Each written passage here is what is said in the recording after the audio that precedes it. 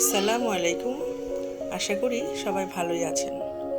আজকে রান্না করব নতুন আলু দিয়ে মাছের ঝোল।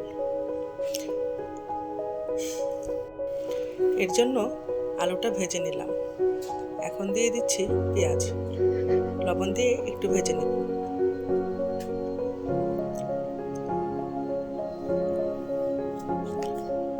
পেঁয়াজটা একটু ভাজা হয়ে গেলে হলুদ মরিচের গুঁড়ো দিয়ে নেব।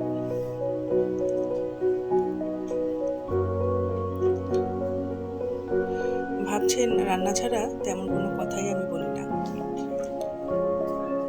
রাঁধুনি আর ধনিয়ার গুঁড়া দিয়ে নিলাম, একটু জিরার গুঁড়াও দিলাম। আস্তে আস্তে আপনাদের সাথে আমার সংসারের টুকিটাকি সব কিছুই শেয়ার করব। মশলা কষানো হয়ে গিয়েছে, এখন দিয়ে দিচ্ছি মাছগুলো। ভাবছেন ভেজে নিলাম না কেন? আমরা তো বাংলাদেশি, আমরা তো এভাবেই খেতে পছন্দ করি। মাছ ভেজে নিলে আমার কাছে মনে হয় স্বাদটাই চলে যায়। চলুন টমেটোর ভর্তা বানাই।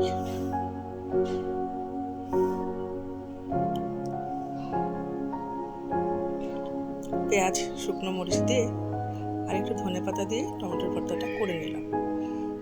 মাছটা কষানো হয়ে এসেছে।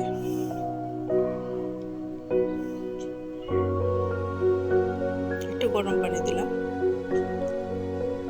আলুগুলোও দিয়ে নিলাম, কাঁচামরিচ দিলাম। এই সাধারণ রান্নাগুলো খেতে কিন্তু খুবই ভালো লাগে।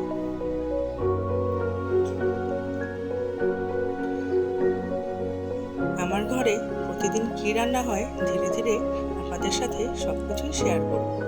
ধনেপাতা দেওয়া হয়ে গেল। এখন একটু মিষ্টি কুমড়া ভেজে নিচ্ছি, ছোট মেয়েটা খাবে বলেছে। অবশ্য মিষ্টি কুমড়ার ভাজি আমি আগেই করে নিয়েছি, সেটা আর দেখাচ্ছি না। দেখুন মাছটা হয়ে গেছে, এটাও তুলে নেব।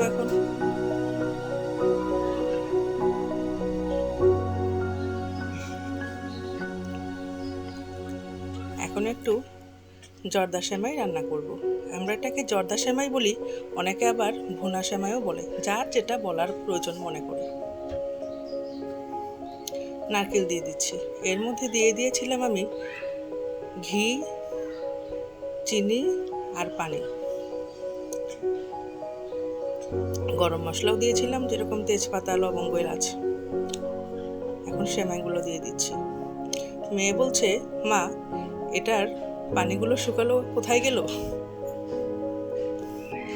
আমি বললাম হাওয়ায় উড়ে গেছে। এটা হচ্ছে সবচাইতে সহজে ভুনা সেমাই বা জর্দা সেমাই রান্না করার পদ্ধতি। কোনো রকম ঝামেলাই পোহাতে হয় না, ঝরঝরে সেমাই রান্না হয়ে যায়। নারকেলটা কিন্তু আমি খুবই অল্প দিয়েছি। এখন দিয়ে দিচ্ছি ঘি, একটু দমে রাখবো। দেখুন ঝরঝরে সেমাই আমার প্রস্তুত। এটা অবশ্য বিকালের জন্য করেছি। দেখুন সব কিছুই রেডি। ধন্যবাদ।